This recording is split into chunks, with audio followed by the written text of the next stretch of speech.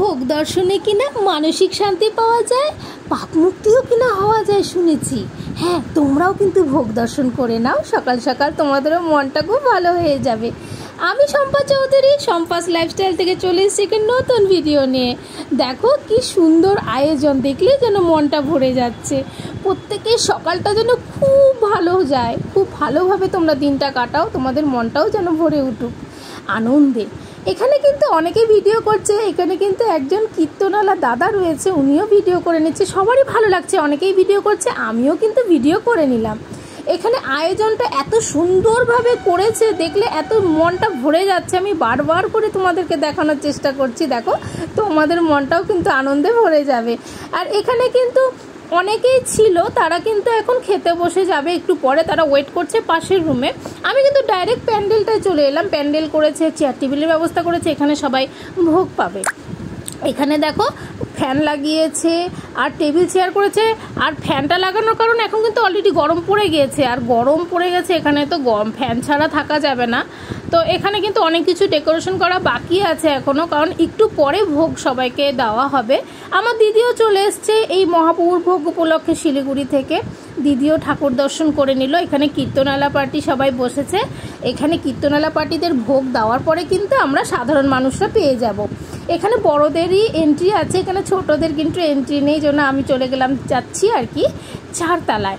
এখানে কিন্তু সবাই আছে, আমাদের রিলেটিভরা, আমার দিদিরা এসেছে যারা, প্রত্যেকেই কিন্তু এই মহাপ্রভুর ভোগ উপলক্ষে শ্বশুরবাড়ি থেকে চলে এসছে। আর পুরো ব্যবস্থাটা কিন্তু ক্যাটারারের উপরে দিয়ে দেওয়া হয়েছে, ক্যাটারারাই সব কিছু জিনিস নিয়ে যাচ্ছে। ওরাই কিন্তু উপরতলায় 4 তলায় কিন্তু প্যান্ডেল করেছে, যেখানে সব কিছু ঠিকঠাক করে নেবে, তারপরে একে একে মানুষকে খাবারের জন্য বসানো হবে। তোমাদের একটু কিচেনটা দেখিয়ে দিয়ে দাও। কি দেখো তোমরা, কিচেনটা এত সুন্দর করেছে, মনের মতো সাজিয়েছে। হ্যাঁ, প্রত্যেকেই তার নিজস্ব বাড়ি কিন্তু মনের মতো সাজানোর চেষ্টা করে, তাই দেখো ওনারাও কিন্তু খুব সুন্দর করে নিজেদের বাড়িটা মনের মতো করে সাজিয়ে নিয়েছে। এখানে আমাদের প্রচুর রিলেটিভ, খুব কাছের রিলেটিভ, এরা প্রত্যেকে এসে গেছে। আর এখানে কিন্তু এসিও চালানো আছে, এতটাই গরম পড়েছে তাও যেন শান্তি পাওয়া যাচ্ছে না। ফ্যান এসি দুটোই চলছে, কিন্তু গরম আর শেষ হয় না, এতটাই গরম পড়ে গেছে হুট করে। আর তার মধ্যে দুপুরে আয়োজন, একটু গরম তো বেশি লাগবেই। আর আমাদের বাড়ির সামনে দেখো বাইকের লাইন পড়ে গেছে, অনেকে বাইক রেখেছে, কারণ অনেকে আসা শুরু করে দিয়েছে, কারণ মহাপ্রভুর ভোগটা কিন্তু হয়ে গেছে। আমাদের সমস্ত ব্যবস্থা কিন্তু কমপ্লিট বাড়ির। আর এখানে কিন্তু সব কিছু ক্যাটারাররা দিবে। আমরাও বসে পড়লাম, আমার দিদি আর আমি এক সাইডে বসবো, এদিকে আমার ভাগনা, আমার মা একদিকে বসেছে। আর দেখো এখানে কিন্তু ওরা সব ঠিকঠাক, ক্যাটারারের লোকরা মানে জলের বোতল সব কিছু ঠিকঠাক করে দিল। আর এখানে আমার জেঠু চলে এসছে, আমার জেঠু আমার ভাগনার সাথে গল্প করছে। আসলে আমার ভাগনাকে সবাই ভালোবাসে, আর আমার ভাগনা মানে সবাইকে শ্রদ্ধা করতে জানে। শ্রদ্ধার জিনিসটা কিন্তু খুব মূল্যবান জিনিস, সব মানুষের মধ্যে পাওয়া যায় না, সব বাচ্চাদের মধ্যে পাওয়া যায় না। এটা কিন্তু মানে জেনেটিক ব্যাপার আর বাবা মাদের শিক্ষা।